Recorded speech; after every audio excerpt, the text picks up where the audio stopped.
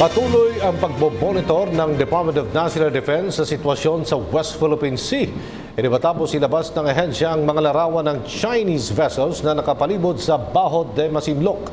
Bagamat hindi kinakita ng panibagong reclamation activity ang mga Chinese Coast Guard, nababahala pa rin umano ang DND, Department of National Defense, dahil may kakayahan ng mga sasakyang pandagat ng China na maghukay at iba pang aktibidad na kinakailangan sa pagtatayo ng isang artipisyal na isla. Ang ulat mula kay Eunice Samonte.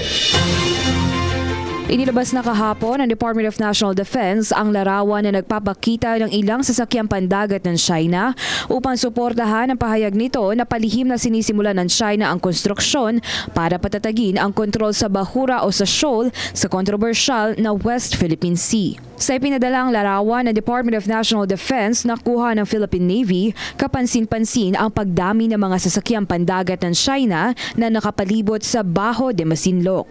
Ayon kay Department of National Defense Public Affairs Service Chief Arsenio Andolong, nauna nang itinanggi ng China ang presensya ng barko nila sa West Philippine Sea isang linggo bago magpatrolya ang Philippine Navy, kung saan nakuha ang mga litrato ng 10 sasakyang pandagat ng China na kinabibilangan ng 4 na Chinese Coast Guard ships, vessels at 2 troop ships.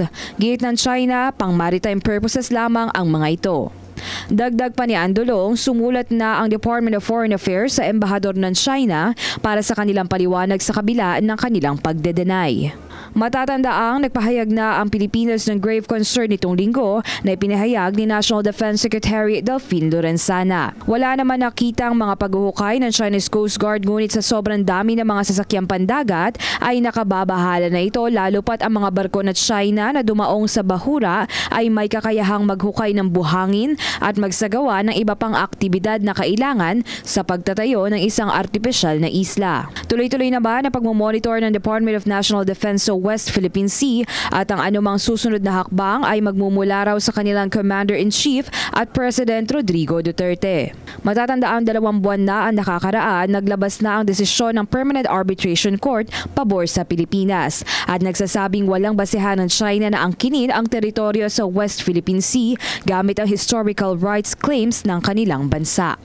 Para sa PTV News, Eunice Samonte. Ako po si Cathy San Gabriel. Subscribe na sa PTV YouTube channel. I-click lang po ang subscribe button.